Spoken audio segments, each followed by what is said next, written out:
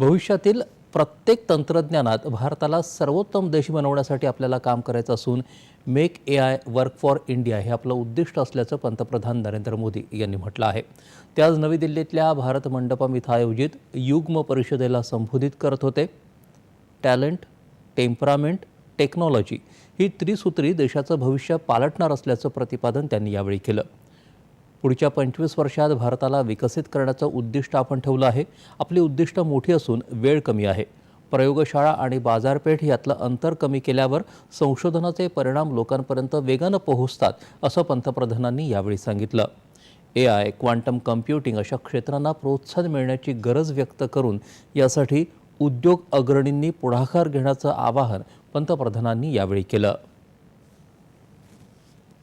हमें AI, quantum computing, advance analytics, space tech, health take, synthetic biology को लगातार promote करना होगा. आज हम देख रहे हैं भारत AI डेवलपमेंट और एडॉप्शन में आगे रहने वाले देशों में शामिल है.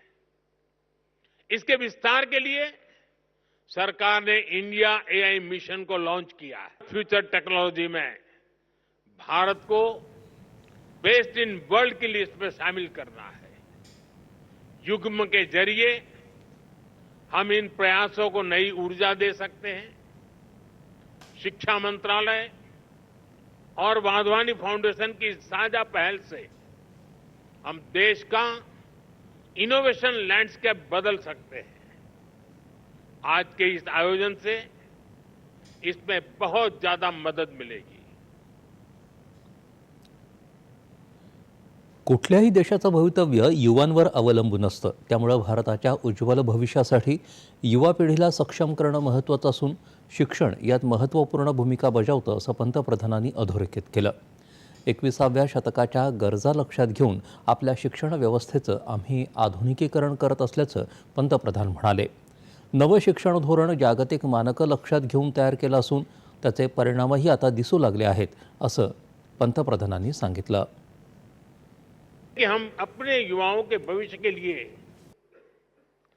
और उनको भारत के उज्जवल भविष्य के लिए तैयार करें. इसमें बड़ी भूमिका देश के एजुकेशन सिस्टम की भी होती है.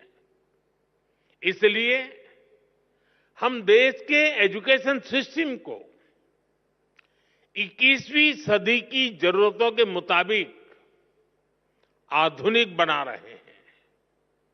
देश में नई नेशनल एजुकेशन पॉलिसी लाई गई है.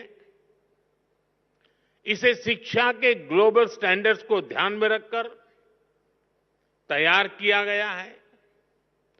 नई एजुकेशन पॉलिसी आने के बाद हम भारतीय एजुकेशन सिस्टम में बड़ा बदलाव भी देख रहे हैं. शिक्षण, संशोधन आणि नवोन्मेष क्षेत्राला प्रोत्साहन देण्यासाठी सरकारनं गेल्या दशकभरात केलेलं काम, त्यामुळे झालेलं परिवर्तन याविषयी पंतप्रधानांनी यावेळी सांगितलं. या कार्यक्रमाला केंद्रीय शिक्षण मंत्री धर्मेंद्र प्रधान आणि विज्ञान आणि तंत्रज्ञान मंत्री डॉक्टर जितेंद्र सिंह उपस्थित होते. केंद्रीय शिक्षण मंत्रालय आणि वाधवानी फाउंडेशन यांनी संयुक्तरित्या या कार्यक्रमाचं आयोजन केलं. यावेळी पंतप्रधानांच्या उपस्थितीत वाधवानी फाउंडेशन आणि IIT कानपूर, IIT मुंबई अनुसंधान नॅशनल रिसर्च फाउंडेशन यांच्यात सामंजस्य करारांवर स्वाक्षऱ्या करण्यात आल्या.